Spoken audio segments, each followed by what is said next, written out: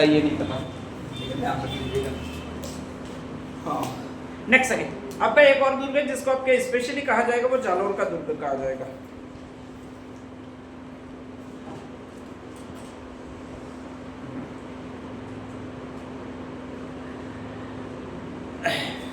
लगभग आप अगर देखोगे तो बहुत अच्छा दुर्ग बना हुआ है।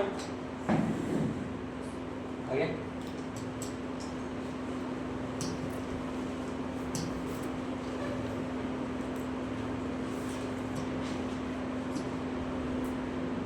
चलो आगे,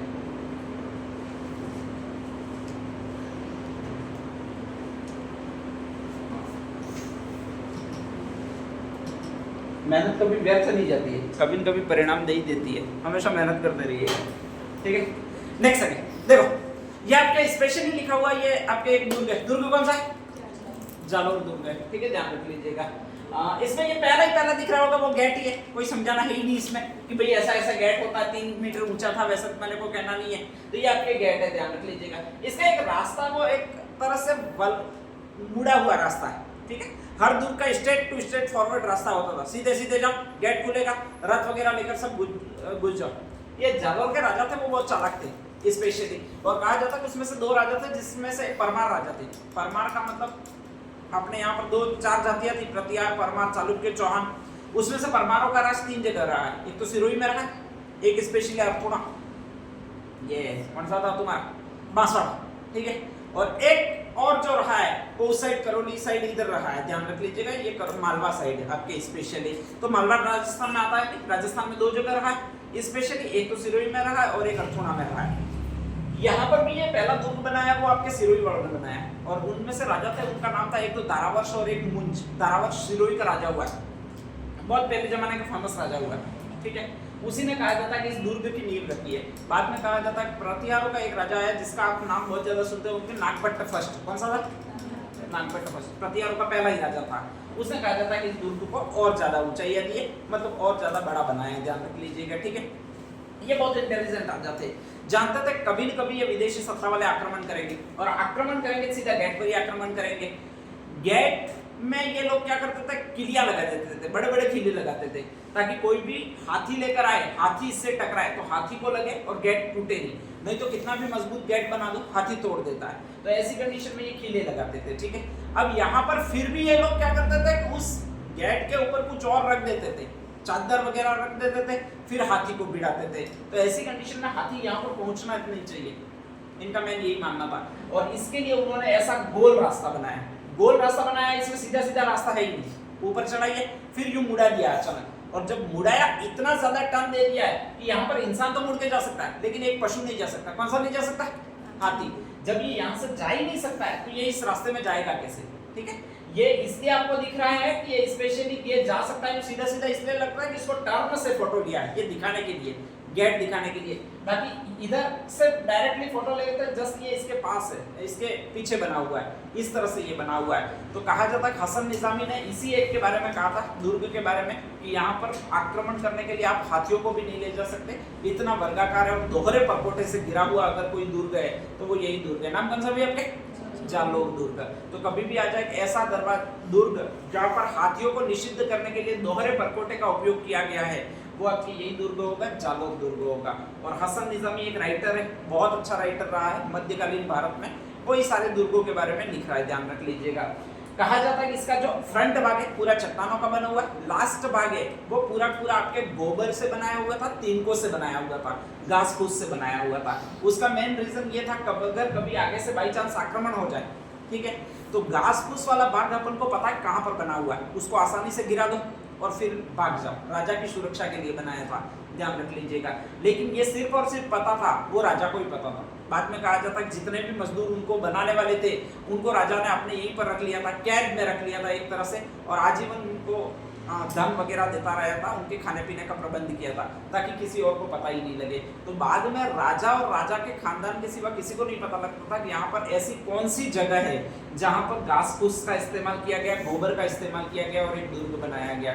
इसीलिए कालांतर में एक प्रश्न आता है आपके, ऐसा कौन सा दुर्ग है जो तिनकों से बना हुआ है? तो तिनकों से यही दुर्ग बना हुआ है। नाम कौन सा है? जालोर। जब भी कभी घूमने जाओ तो ये तिनकों से बना हुआ है, यहाँ यूं करके इसमें डेक नहीं मारनी है, ठीक है, नहीं तो हाथ छूट जाएगा। ये आगे से पत्थरों से ही बना हुआ है, पीछे से तिनकों से बना हुआ है, और उसमें भी एक फिक्स लोकेशन है, वहीं पर है, और वो उसके खानदान के लोगों को ही पता है कहाँ पर है।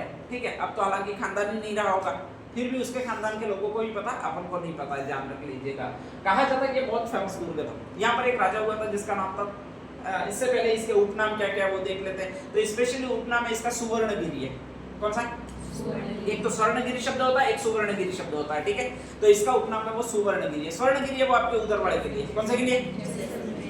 हाँ, सोनलगढ़ उसको कहा जाता है। किस कौन से को? जैसलमेर वाले को, इसको सोनगढ़ कहा जाता है, ध्यान रख लीजिएगा। सोनलगढ़ पूरा नाम नहीं दिया जाता है। ठीक है, तिनकों से बना हुआ है, तिनकों को आपके कनक कहा जाता है, मतलब ये जो गेहूं की डाकड़ियां वगैरह होती है उनको कनक कहा जाता है, पीले कलर की होती है इसीलिए। और कहा जाता है इसको एक और नाम दिया जाता है, कनकाचल। कौन सा नाम दिया जाता है? कनकाचल। पहले जमाने में जिसके पास ऑर्नामेंट नहीं होते थे, सोने चांदी वगैरह के ऑर्नामेंट नहीं होते थे, वो लड़की आपके उर्फी जावेद बन जाती थी, ध्यान रख लीजिएगा। उर्फी जावेद क्या पहनती है? और कुछ पहनती नहीं है वो तो, हाँ ध्यान रख लीजिएगा। ठीक है, तो कहा जाता है कि जो भी लड़की होती थी जिसके पास गहने वगैरह नहीं होते थे, तो वो आपके स्पेशली घास फूस पहनती। घास फूस का मतलब आपके जो पराल वगैरह होता है, ठीक है, उसकी चूड़ियां तैयार करके पहनती थी, और उसी को कहा जाता है कनकाचल, ध्यान रख लीजिएगा। इसी दुर्ग को एक और नाम दिया जाता है जिसका नाम है कनकाचल। यहाँ पर एक फेमस नदी, जालौर में एक ही नदी फेमस बहती है, और उसका नाम है सुगड़ी। कौन सी है? तो सुगड़ी नदी बहती है। तो ये सुगड़ी नदी के किनारे पर बना हुआ कौन सा दुर्ग है? तो वो कहा जाएगा जालौर। जालौर में वैसे एक सुगड़ी है, एक वेस्टर्न साइड में सागी है, ध्यान रख लीजिएगा, लेकिन मेन उसकी नदी है वो सुगड़ी है। ठीक है, ये जालौर के बारे में हो गया। अब यहाँ पर एक्चुअल में है क्या क्या? ये देखो, ये गेट ठेठ यहाँ पर है, और ये टर्न इतना सारा लेकर फिर यहाँ पर जाना पड़ता है। मैंने कहा नहीं था ये टेढ़ा फोटो खींचा हुआ है, बाकी इसके जस्ट पीछे है ये गेट, ध्यान रख लीजिएगा। यहाँ पर किसी भी हालत में हाथी जा ही नहीं सकता, और इसीलिए हाथी नहीं जाने का जो कारण देता है वो हसन निजामी, हाँ नाम बड़ा आदमी है। नाम कौन सा? हसन निजामी। वही कहता है कि इसकी दोहरे परकोटे वाली दीवारें हैं, दोहरा दुर्ग है। ठीक है, ध्यान रख लीजिएगा। तो ये कभी भी आक्रमणकारियों द्वारा तोड़े ही नहीं जा सके, यही कारण है कभी भी आक्रमणकारी इसमें यहाँ से एंट्री कर ही नहीं सके। ठीक है, अलाउद्दीन खिलजी एक कर सका था, वो भी पीछे से कर सका था, और पीछे से कर सका था उसका एकमात्र कारण यही था कि उसका भी विश्वासघात किया था। बीकादैया नामक एक राजपूत था जिसने विश्वासघात किया, बता दिया कि ये दुर्ग कहाँ से कमजोर है। इसके बाद में कहा जाता है कि उसने एंट्री ली थी वहां पर। ठीक है, बीकादैया इसका सेनापति था कान्हाड़ देव का, इसलिए उसको पता था, बाकी एक्चुअल में पता नहीं लगता। नेक्स्ट इसमें है क्या क्या वो देख लेते हैं। हाँ, ये पूरा जो महल दिख रहा होगा वो आपके मानसिंह का महल है। मानसिंह जोधपुर का रहने वाला था। कहाँ का रहने वाला था? जोधपुर का रहने वाला था। जोधपुर से मानसिंह को निकाल दिया गया था। जालौर आया था और एक इरादे से आया था, आत्महत्या करूं यूं करके आया था, वो कोई राज करने के लिए नहीं आया था। ठीक है, जब वो आत्महत्या करने के लिए वहां पर एक ऊंची पहाड़ी पर चढ़ा और जस्ट कूदने ही वाला था, तब उसको एक ऋषि ने देख लिया, और ऋषि ने उसको कारण पूछा। उस ऋषि का नाम था जालंधर नाथ ऋषि। कौन सा ऋषि? जालंधर नाथ ऋषि था। तो उसने उसको कारण पूछा कि भाई तू क्या कर रहा है यहाँ पर, मुझे ऐसा क्यों लगता है कि तू अभी दौड़ लगाएगा पी प्यों करके और ठेठ नीचे जाएगा, ऐसा मुझे क्यों लगता है, और वो भी रड़ता रड़ता जाएगा, ऐसा क्यों लगता है मुझे यूं। तो उसने कहा था बस अब मर जाना, खत्म, टाटा बाय बाय वाली जिंदगी अपनी चल रही है, अब मैं पक्का मरूंगा, ध्यान रख लीजिएगा। तो उसने कहा था मर क्यों रहा है? तो उसने कहा था मैं वैसे राज परिवार से आता हूँ, राजा हूँ, लेकिन मेरा एक भाई है हरामखोर, उसने मेरा राज्य छीन लिया और मेरे परिवार वालों को सभी को वगैरह मार दिया।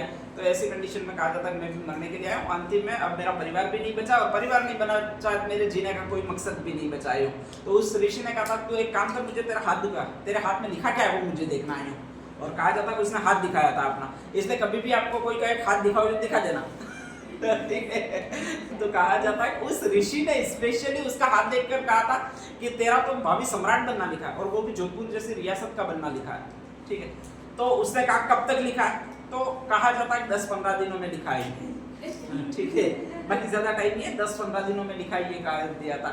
और वो क्या है कि ठीक है मैं 10-15 दिन तक यही रहूंगा, अगर बाई चांस 10-15 दिनों में मैं राजा नहीं बना तो मैं फिर पी पियो करके दौड़ लगाऊंगा ही लगूंगा और नीचे जाऊंगा इसी, तू जाना, इसके बाद तेरा काम जाना बापटे। कहा जाता है कि स्पेशली आपके उसने पूरा विश्वास दिलाया जालंधर नाथ ऋषि ने कि 100% तू बनेगा। उसके भाई को पता लगा था, इस मानसिंह के भाई को, तो वो यहाँ पर सेना लेकर आया था, और सेना लेकर आया था और आक्रमण कर दिया था, और आक्रमण करके इस दुर्ग में भी वो घुस गया था। जब दुर्ग में घुस गया उसका भाई, तो ये मानसिंह था वो पहले दौड़ा था और उसी पहाड़ी पर चढ़ गया था। कौन सी पहाड़ी पर चढ़ गया था? जालंधर नाथ ऋषि की तपोभूमि थी वहां पर। ठीक है, कि बस अब तो कूदना ही है। वो भाई थे जोधपुर में था, तूने कहा 15 दिन में सिंहासन पर बैठाएगा और ये तो सीधा सीधा यहाँ पर आ गया ठीक। तो ऐसी कंडीशन में उस ऋषि ने वापस कहा था कि 2 मिनट बस रुक जा, तेरा सिंहासन राज्याभिषेक करना लिखा ही है, ठीक है। और वास्तव में पता नहीं कैसे फलीभूत हुआ कि वो रड़कर गिर के, उसका भाई था वो मर गया और आगे राजा बना वो मानसिंह बना, जो जोधपुर का रहने वाला था। किस्मत चाहिए था ऐसी चाहिए कि मरने जाओ तो भी राज सिंहासन लिखा हुआ हो, ठीक है। काम करो और राज सिंहासन लिखा हुआ वो तो अलग है, मरने जाओ तो भी राज सिंहासन लिखा हुआ हो, ऐसी किस्मत थी आपके मानसिंह की थी। फिर कहा जाता है कि इस मानसिंह ने बहुत बड़ा उपकार माना। यहाँ के जालंधर नाथ ऋषि थे, उनका जो वो बाबा था आयस देवनाथ, उनका बहुत ज्यादा उपकार माना और इनको कहा गया तुम तो मेरे साथ चलो, बस मेरा भविष्य बताते रहो और कुछ मत करना। आयस देवनाथ की तपोभूमि या फिर उसका मंदिर बनाया स्पेशली, वो ले जाकर जोधपुर में बनाया, ठीक है। यहाँ पर भी उसी के महल बने हुए, हर साल यहाँ पर आता था, 10-15 दिन रुकता था। मानसिंह जब जोधपुर का राठौड़ राजा बना उसके बाद में, वो मानसिंह जोधपुर वाला, ध्यान रख लीजिएगा। और इसका ये भव्य मंदिर बना हुआ है जिसको आपके कहा जाता है मानसिंह महल कहा जाता है। जब भी देखने जाओगे बहुत अच्छा महल बना हुआ है, ठीक है। पत्थरों के बने हुए होंगे, जरा भी गर्मी नहीं लगेगी, आप जाकर आराम से बैठ सकते हो। गद्दे बद्दे सारे होंगे, गद्दों पर तो बैठने नहीं देंगे अपन को क्योंकि अपन मेले कराते हैं, लेकिन वास्तव में ऐसे जाओगे तो अच्छा लगेगा। ये सारी तोपें, इसमें बारूद भर के माचिस नहीं लगानी है, नहीं तो फूटेगी बिजली, वास्तव में चलती है। इसका लॉजिक सिस्टम फिक्स था कि यहाँ से बारूद डालो और पीछे से आग लगाओ तो बारूद फटता था, बहुत दूर जाता था। बाकी इन तोपों के चलने के लिए कोई वैज्ञानिकता नहीं है, ध्यान रख लीजिएगा। नेक्स्ट आगे अगला, हाँ यहाँ पर ये एक मस्जिद आपको दिख रही होगी और इसी को कहा जाता है तोप मस्जिद, तोप खाना मस्जिद। कौन सी मस्जिद है? तोप खाना मस्जिद है, ध्यान रख लीजिएगा। बनाई है अलाउद्दीन खिलजी ने। किसने? हाँ, अलाउद्दीन खिलजी की एक बेटी थी जिसका नाम आप सुनोगे, फिरोजा। नाम क्या था? फिरोजा। दिल्ली की रहने वाली थी। अलाउद्दीन खिलजी का भी दिल्ली का रहने वाला, फिरोजा भी स्पेशली दिल्ली की रहने वाली है, ध्यान रख लीजिएगा। और यहाँ पर इस जालौर दुर्ग का जो राजा था उस समय इसके समकालीन, उसका नाम था कानड़ देव। कौन सा नाम था? कानड़ देव का एक गबरू बेटा था जिसका नाम था वीरम देव। कौन सा नाम था? वीरम देव, ठीक है। तो एक तरफ कानड़ देव है बाप, उसका बेटा है वीरम देव। एक तरफ बाप कौन है और उसका बेटा कौन है? बेटा नहीं, बेटी कौन है? फिरोजा, ध्यान रख लीजिएगा, ठीक है। कहा जाता है कि वीरम देव अचानक घूमने चला गया, एक दिन अकस्मात घूमने चला गया, वो आपके वहां पर चला गया दिल्ली, और वो पसंद आ गया, वो फिरोजा को पसंद आ गया। एक्चुअल में होना ये चाहिए था वीरम देव को फिरोजा पसंद आती, ठीक है, लेकिन यहाँ पर उल्टा हुआ। कभी कभी फिरोजाएं भी बहुत ज्यादा तेज होती है तो उस समय पसंद भी दूसरे को कर लेती है। तो आपके स्पेशली यहाँ पर हुआ है कि ये जो भी फिरोजा है वो पसंद आ गया, और जैसे ही पसंद आ गया तो उसने सीधा सीधा कहा विल यू मैरी मी, ठीक है। उस समय अंग्रेजी नहीं चलती थी, फारसी में कहा होगा, फारसी मुझे आती नहीं है, ध्यान रख लीजिएगा। तो कहा जाता है क्या तुम मुझसे शादी करोगे, ये पूछा था। वीरम देव ने ना बोल दिया था, ठीक है, कि मेरी शादी फिक्स हो चुकी है, सगाई फिक्स हो चुकी है, अब मैं करूंगा तो उसी के साथ फिक्स करूंगा, वरना नहीं करूंगा। फिरोजा ने कहा था मैं किसकी बेटी हूँ जानते हो? अलाउद्दीन खिलजी की बेटी हूँ। और अलाउद्दीन खिलजी कौन है ये जानते हो? तो वीरम देव ने कहा हाँ जानता हूँ, राजा। अरे राजा इतना नहीं है, ध्यान रख लीजिएगा। उसने चित्तौड़ पर आक्रमण क्यों किया था? पद्मिनी के लिए। पद्मिनी किसकी थी? रतन सिंह की थी। तो फिरोजा बोलती है कि मेरा बाप है ना, वो किसी की हो चुकी है उसको भी नहीं छोड़ता है, ठीक है, तू तो अभी किसी का हुआ भी नहीं है, तो मैं ये कैसे मान लेता कि मैं तुझे छोड़ दूंगी। और कहा जाता है फिर यहाँ पर उसने सेनापति भेजे थे। वीरम देव भी पक्का था साला, ध्यान रख लीजिएगा, वहां से भाग के आया। फिर कहा जाता है कि इसमें किले में आके छुप गया, ठीक है, नहीं शादी करूंगा, नहीं शादी करूंगा, 100% भले ही मार डालोगे तो भी नहीं शादी करूंगा। यो युद्ध हो गया। कानड़ देव भी समझा रहा है कि भाई कर ले एक बार शादी, बाद में देखा जाएगा, ठीक है, इनमें तलाक तलाक तलाक इतना ही कहना है, ठीक है, तो शायद मामला ही फिट बैठ जाए, एक बार तलाक तलाक तलाक बोल देना, बाद में देखा जाएगा। लेकिन वो भी जिद्दी था। कहा जाता है कि उसने शादी आखिर में की ही नहीं। और फिर कहा जाता है कि उसने पूरी सेना भेजी अलाउद्दीन खिलजी ने, और जैसे ही कहा जाता है कि अलाउद्दीन खिलजी ने पूरी सेना भेजी तो भयंकर युद्ध हुआ। बीका दैया ने के एक राजपूत था, वो पीछे ले गया और उसने बता दिया कि यहाँ पर आपके तीनकों से दुर्ग बना हुआ है, गोबर से बना हुआ। गिर के अलाउद्दीन खिलजी की सेना अंदर घुस गई, और जैसे ही अंदर घुस गई तो उनका एक ही टारगेट था, पकड़ के लाना। किसको पकड़ के लाना? वीरम देव को। हाँ, और कोई कारण से अलाउद्दीन खिलजी नहीं आया था, ठीक है। वीरम देव कहा जाता है दौड़ा, और दौड़ते दौड़ते इसमें कहीं आया नहीं, हाँ चित्र रह गया, ठीक है। एक ओटला है, बहुत अच्छा ओटला बना हुआ है, अभी निकाल के बता दूंगा, वहां तक दौड़ के गया, ध्यान रख लीजिएगा। ओटले से सीधी कटाई की गई थी आपके स्पेशली, ठीक है।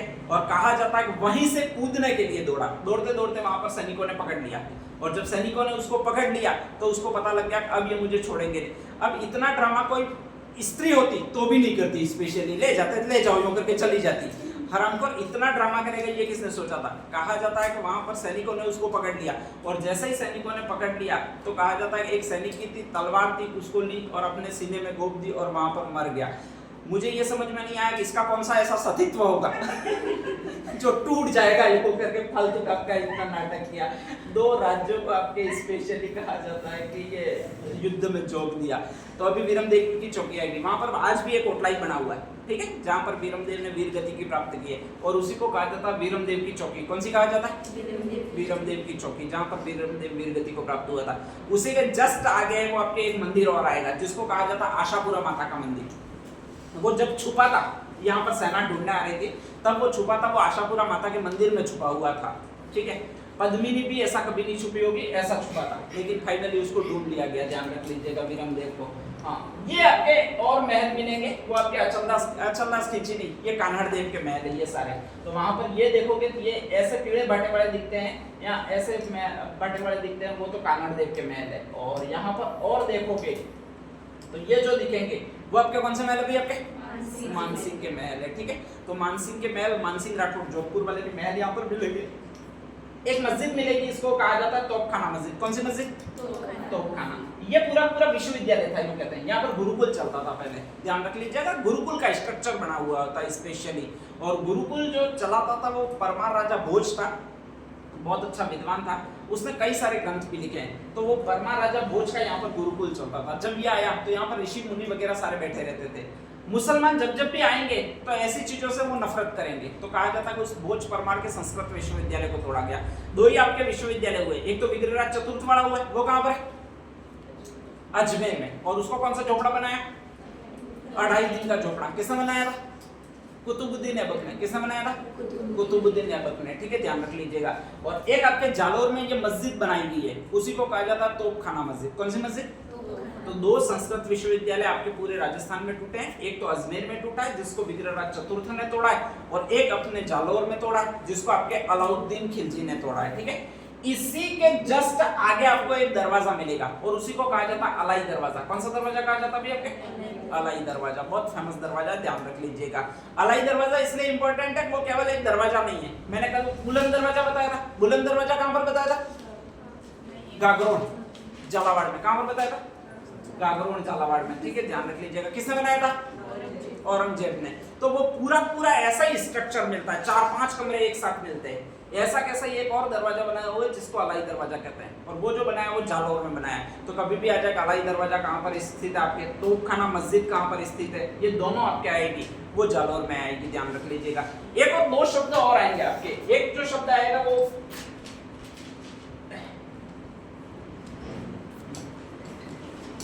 एक तो आपके आएगी मलिक शाह की दरगाह, और एक और शब्द आएगा वो आपकी ये शब्द आता है जिसको कहा जाता है मीरान शाह की दरगाह, ठीक है, ध्यान रख लीजिएगा। और एक और दरगाह आती है वो ये है आपकी, कौन सी दरगाह है आपके? मीठे शाह की दरगाह। मैंने पहले ही बार कहा है कि मीठा पानी हाईएस्ट है और आहू और कालीसिंध नदियों का है, और आहू और कालीसिंध के संगम पर स्थित दुर्ग है वो कौन सा आपके? गागरोन दुर्ग है। तो मीठे शाह की दरगाह तो गागरोन में। एक और शब्द आएगा मलिक शाह की दरगाह। मलिक में आपके ध्यान रखना है, एक शब्द लिख लेना जालो, इसमें भी बीच में ल है और इसमें भी बीच में ल है, तो जो बीच में सेम ल मैच करते हैं वो मलिक शाह की दरगाह जालोर में, ठीक है। और एक और आएगी जिसको कौन सी दरगाह कहा जाता है आपके? मीरान शाह की दरगाह, मीरान शाह की दरगाह, ठीक है, ध्यान रख लीजिएगा। इसमें रहा तक एक और जिला जिसमें आपके रहा आएगा, और वो जो है जालौर है, अजमेर है, ध्यान रख लीजिएगा, ठीक है। तो मीरान शाह की दरगाह आपको मिलेगी, वो आपके इसी जगह पर मिलेगी जिसका नाम ये है। नाम कौन सा भी आपके? अजमेर है, ध्यान रख लीजिएगा, ठीक है। इसके अलावा इसमें ऐसा कुछ भी नहीं है जो आपको याद रखना पड़े। तो 3-4 चीजें हैं, मलिक शाह की दरगाह, तोपखाना मस्जिद आपके स्पेशली, अलाई दरवाजा, एक और मंदिर जिसमें वो वीरमदेव छुपा हुआ था, नाम क्या है? आशापुरा माता का मंदिर। एक वीरमदेव प्राण दिए, वो कौन सा है? वीरमदेव की चौकी। कौन सी है? वीरमदेव की चौकी। और जालोर दुर्ग कौन सी नदी के किनारे? सुकड़ी नदी के किनारे, ठीक है। दोहरा परकोटा हाथियों को निषिद्ध करने के लिए बनाया, वो कौन सा में? सिर्फ और सिर्फ जालोर में, बाकी किसी में नहीं है, ठीक है, ध्यान रख लीजिएगा। यहाँ पर जालंधर नाथ ऋषि है स्पेशली, तो एक ऐसा कुंड है जहाँ पर मीठा पानी आता है। ये कहीं ना कहीं आपके पहाड़ों में स्पेशली प्रकृति का वरदान है, ध्यान रख लीजिएगा, कोई चमत्कार वमत्कार नहीं है, ठीक है। प्रकृति हमेशा अलग अलग रूप में अपने को व्यक्त करती है, ध्यान रख लीजिएगा।